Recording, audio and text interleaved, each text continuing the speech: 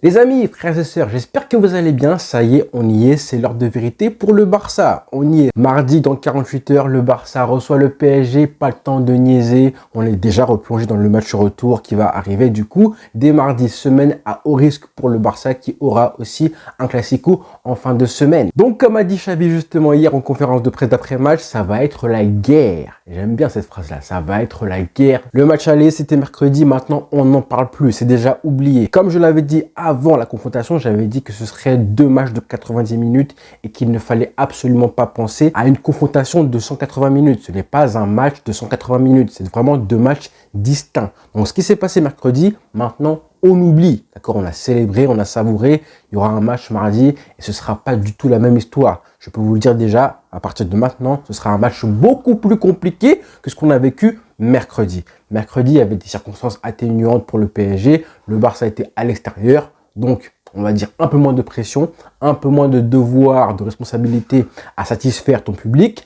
Là, ce sera autre chose. Ce sera du coup au Montjuïc à Barcelone avec de la pression, avec de l'attente des supporters que tu te qualifies après le match aller que tu as réalisé et avec évidemment de gros enjeux. Si tu gagnes, si tu te qualifies face au PSG, et ben forcément tu aborderas très bien le Classico ensuite. Donc effet domino, cause-conséquence, forcément il y aura de la confiance accumulée, peu importe ce qui se passera du côté du Real Madrid. Alors forcément, si jamais le Barça se qualifie et que le lendemain, le Real se fait sortir par City, je dis pas que le Barça ira chercher ensuite la Liga, mais pour le Classico, ça pourrait justement avoir une influence dans le rapport de force mentale avant la rencontre. Donc dès maintenant, on oublie Cadiz, on oublie le match aller, on se plonge à mardi. Il y aura une vidéo d'avant-match bien précise dès demain matin. Je la prépare actuellement, je ne sais pas si elle sera aussi longue que les deux que j'ai faites du coup lundi et mardi dernier. Je pense qu'elle sera aussi complète. Vous avez aimé le principe, je pense que je ferai quelque chose de similaire. Donc comme je disais, seulement 5-6 jours entre les deux matchs,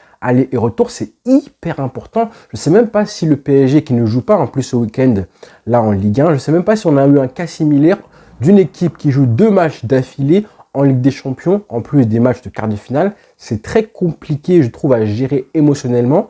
Ils n'auront pas eu un match entre les deux pour un petit peu évacuer, se reposer mentalement un petit peu, oublier ce qui s'est passé, évacuer l'échec et ensuite se replonger en Ligue des Champions. Là, le PSG, ils n'auront pas ça. Ils ont pris un coup sur la tête. L'équipe, les joueurs, le coach, les dirigeants, les supporters ont pris un coup sur la tête. Ils n'ont pas eu le temps d'évacuer. Ils cherchent un petit peu à analyser comment ça s'est passé, comment ils ont perdu ce match-là, analyser les responsables et désigner les fautifs. Ça, c'est très parisien, c'est très français aussi. La presse a fait plein de polémiques en plus. Les médias, RMC, Christophe Dugarry, ils ont beaucoup critiqué Mbappé, Luis Enrique, à juste titre. Mais quand tu rajoutes une polémique par-ci par-là, dont celle de Neymar qui a fait beaucoup de bruit aussi, celle-là c'est la meilleure parce que le timing choisi, je pense que ce n'est pas du tout un hasard. C'est clairement fait un petit peu décentrer les critiques qui s'abattent sur lui et les rediriger vers le club, vers le staff, vers les anciens Neymar et Messi. Ils sont partis depuis je ne sais pas combien de temps et comme par hasard le timing veut que ce soit maintenant qu'on critique des mecs comme ça. Peut-être aussi que le petit like de Neymar sur la publication de Rafinha a fait un petit peu monter la sauce. Bref, c'est vraiment les médias français et parisiens en particulier. Et depuis en plus quelques jours, on entend évidemment les joueurs du PSG, en tout cas les médias, qui nous disent que les joueurs sont hyper motivés, qu'ils veulent du coup se venger du Barça, qu'ils vont venir au Barça et au Montjuïc, à Barcelone et au Montjuïc pour renverser ce qui s'est passé au match aller. En vrai, il y a seulement un but d'écart. J'ai envie de dire que même aujourd'hui, ça reste du 50-50. Il peut tellement se passer de choses différentes. Et puis maintenant, sans la règle du but à l'extérieur, toutes les cartes sont redistribuées, que tu gagnes 5-4 à l'extérieur ou 0-1, c'est exactement la même chose. Moi, ce que j'ai aimé depuis 2-3 jours, c'est évidemment les mots de Xavi. Hier, par exemple, en conférence de presse, quand il parle justement de guerre, après le match face à Cadiz. Et moi, j'aime beaucoup qu'il dise ça. Alors, ça ne veut pas dire que justement, on aura forcément des soldats du Barça la mardi, mais en tout cas, ça responsabilise un petit peu les joueurs. Ça leur prépare un petit peu leur cerveau, leur mentalité de vainqueur, etc., leur psychologie. Comme ça, ils préparent tout le monde à ce que personne ne va gérer l'avantage pour que les joueurs ne soient pas en mode gestion. Là, c'est la guerre. Une qualification, on va la conquérir, on va aller chercher une qualification. Donc c'est pour ça que j'aime bien cette espèce de notion de guerre. Et j'espère que le message passera auprès des joueurs comme quoi on est dans une guerre et que tu ne peux pas gérer. Tu ne peux pas gérer un petit avantage comme ça. Il faut aller conquérir et aller chercher une qualification. Et c'est ce qu'il fait très bien depuis maintenant plusieurs semaines, plusieurs matchs, j'ai envie de dire. Il l'a fait mardi, il l'a fait aussi hier face à Cadiz en gérant un petit peu les joueurs, en mettant les titulaires un petit peu sur le banc, en les faisant reposer, en faisant jouer Pedri une demi-heure pour qu'il prenne encore du rythme. Tout ça, moi, ça me plaît. Le Barça a fait tourner. Même si beaucoup de supporters disaient que le match d'hier était un petit peu inutile, moi, je suis pas d'accord parce que les remplaçants, ils sont, je trouve, aussi, allez, on va dire presque aussi importants que les titulaires. Parce qu'un remplaçant, son rôle, c'est de changer un match. La mission d'un remplaçant, c'est de changer le destin des rencontres. Donc, quand il entre en jeu, lui, ce qu'il veut, c'est qu'il a analysé. Ça fait 1 heure qu'il est sur le banc. Et quand il entre en jeu et qu'il a les consignes du coach, c'est justement pour apporter à l'équipe, que l'équipe soit métamorphosée. On l'a vu lors du match aller, comment un remplaçant peut être hyper important et décisif, clairement, pour que les remplaçants en plus, on puisse.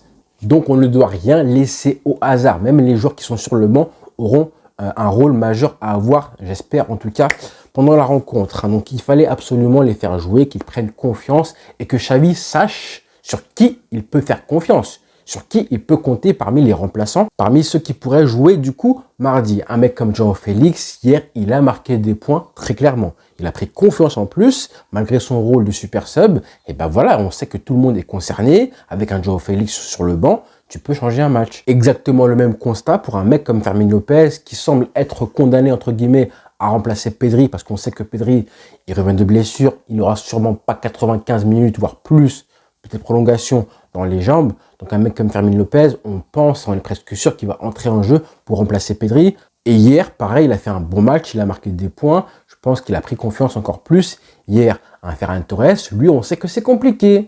Il n'a pas marqué des points hier, il a été assez mauvais. Donc, est-ce qu'on va compter sur un mec comme Ferran Torres, comme on compte sur João Félix et Fermin Lopez, du coup, mardi, s'il entre en jeu? C'est pas la même chanson. Marc Casado, pareil, il a joué 10-15 minutes, je crois, hier face à Cadiz, et pourtant, il a montré de très, très belles choses comparé à Oriol Romeu. Sincèrement, en 10 minutes, il a montré de très belles choses, contrairement à son alter ego Oriol Romeu. Et lui, tu sais très bien que tu ne peux pas le faire jouer. Le Barça devrait jouer sans vrai numéro 6. Ça va être un sacré révélateur. Mais un mec comme Casado, tu peux le faire entrer justement à un moment d'un match stratégique. Tu peux le faire entrer. Il l'a prouvé. Il est en forme. Il est en confiance. Moi, je compte sur des mecs comme ça, tout simplement parce que mentalement aussi, ça va être une des clés du match. La façon dont le Barça va aborder la rencontre, et les jeunes comme Koubarsi, comme Lamine Yamal, comme Fermin Lopez, ils n'ont pas cette espèce de stress, la tension, l'insouciance qu'ils ont en eux. Ça me plaît justement, c'est hyper important lors des matchs comme ça, où le Barça sera sous pression à un moment donné du match ou pas. On a parlé de ça justement lors du match aller, les temps faibles et les temps forts. On en reparlera évidemment demain, vous inquiétez pas, ça c'est sûr, mais ce ne sera pas le même match, ce ne sera pas la même rencontre et pas le même moment où tu es susceptible d'avoir des temps faibles ou pas. Tu es à domicile, forcément, le début du match, on devrait être un peu plus confiant que ce qui s'est passé mardi et je pense que ce ne sera pas le même moment dans le match. Pour finir, je voulais revenir sur un truc intéressant, c'est évidemment ce qui s'est passé quand j'ai fait mes vidéos d'avant-match et ensuite quand le match est arrivé, que justement ce que j'avais entre guillemets prédit est arrivé sur les temps forts, les temps faibles, comment le Barça devait gérer un désavantage ou un avantage au score.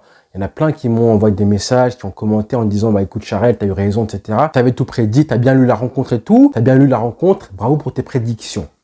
Et le mot prédiction, j'ai bien réfléchi et en vrai, c'est pas vraiment des prédictions.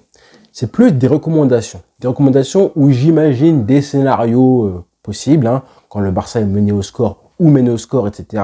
à tel moment du match. Donc, c'est pas des prédictions, c'est plus, je suggère, même si le Barça ne verra jamais mes vidéos, il n'y aura aucun joueur, à part si un jour tant mieux, il n'y aura ni Xavi, ni les joueurs ne verront mes vidéos.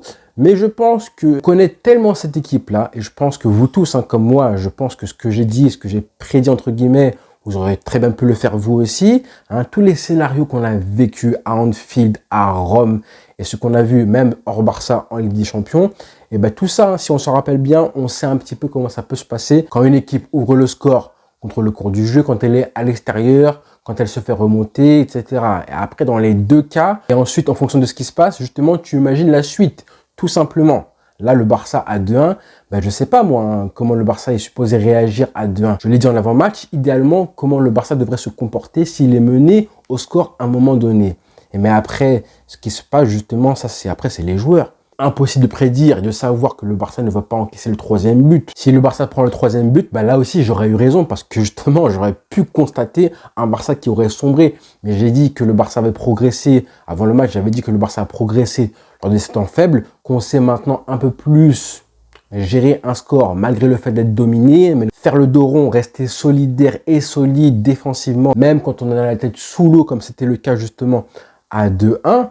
Mais après, c'est les poètes qui parlent. Si jamais le Barça mène 3-1, ensuite, bah, on aurait eu 4-1, 5-1, comme ça a été le cas malheureusement en 2020, 2019 et tout. Mais évidemment, quand le Barça réussit à mettre le but de partout, là, ensuite, le scénario, il se passe, entre guillemets, exactement comme je l'avais prédit. Parce que ça, on l'a vu des dizaines et des dizaines de fois, ces équipes-là, qui n'arrivent pas à enfoncer le clou. Nous-mêmes, le Barça, justement, on est une équipe qui avons subi tant de fois, justement, ce manque d'efficacité, de réalisme et qui avons été punis par la suite. Donc forcément, quand tu vis ces choses-là, tu sais que dans le cas inverse, ça peut arriver très bien aussi, tout simplement. Maintenant, demain, quand je ferai l'avant-match, je donnerai des pistes parce que là, j'imagine un petit peu les scénarios. Vous inquiétez pas, vous allez voir que je ferai un petit peu le même principe. Ce que je fais, c'est que j'imagine un petit peu le contexte et le rapport de force mentale avant la rencontre. Tu essaies de deviner comment ça peut se passer dès le coup d'envoi, quelle équipe va essayer de dominer, de prendre l'avantage en premier, qui va être un petit peu en mode bloc bas et essayer de prendre des contres, quel serait le scénario idéal pour le Barça, hein, et évidemment le pire des scénarios. Si jamais le Barça est mené au bout de 5 minutes grâce à un but de Mbappé 0-1, là il y a seulement un but d'écart, donc si tu es mené au bout de 5 minutes, et bah du coup ton avantage